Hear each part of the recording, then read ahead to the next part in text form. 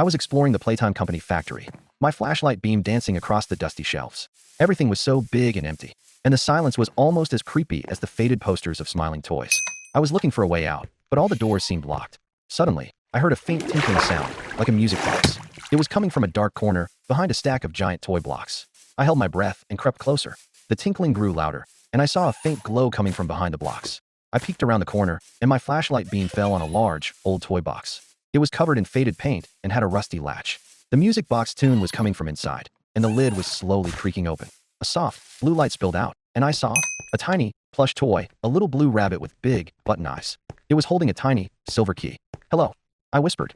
The little rabbit tilted its head, and the music box stopped. It didn't move, but its button eyes seemed to follow me. Then, a soft voice, like a child's whisper, came from the toy box. "Lost. Key find. Door." I was a little scared, but the little rabbit looked so sad and lost. I reached into the toy box and picked up the key. It was cold and smooth. "Which door?" I asked. The little rabbit pointed with its tiny paw towards a dark hallway I hadn't noticed before.